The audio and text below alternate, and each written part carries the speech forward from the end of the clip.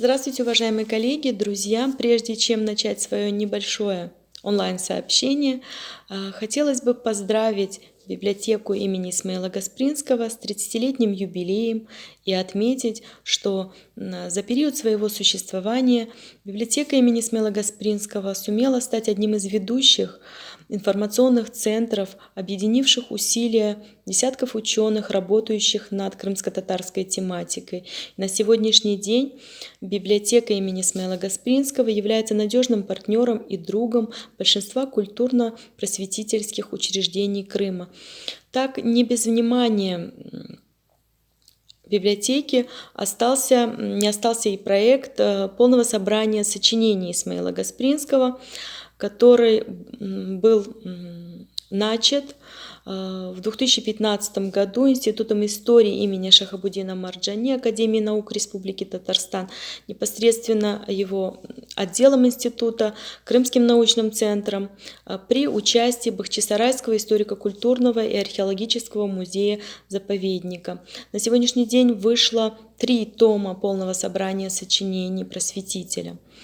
Руководствуясь принципом Исмаила Гаспринского «Если хочешь помочь народу, начни с малого», то есть доступного, мы начали формирование первого академического издания, первого тома полного собрания сочинений Исмаила Гаспринского с наиболее изученной на тот момент темы. Это тема литературно-художественного творчества просветителя.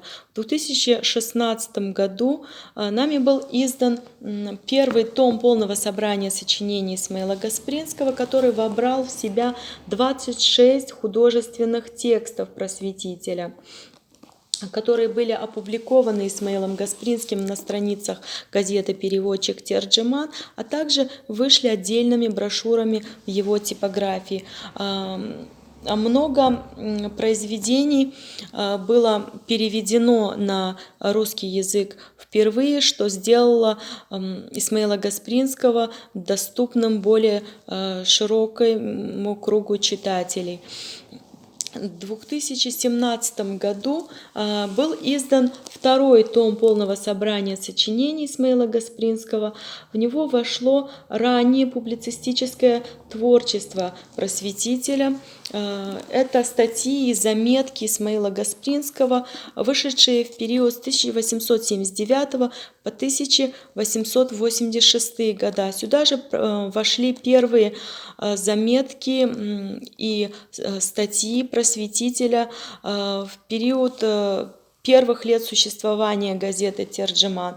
Продолжая тематику второго тома, в 2019 году вышел в свет третий том полного собрания сочинений Исмаила Гаспринского, в которой вошла публицистика просветителя с 1887 по 1890 года.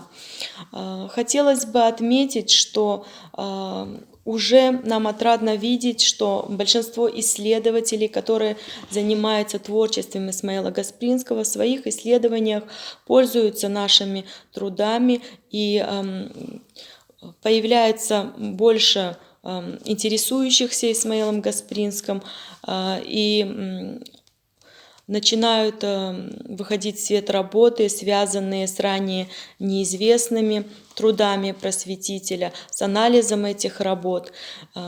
Целью полного собрания сочинений было в первую очередь сделать Гаспринского доступным для широкого круга читателей и дать возможность будущему поколению исследователей творчества великого просветителя прочную опору для будущих академических изданий.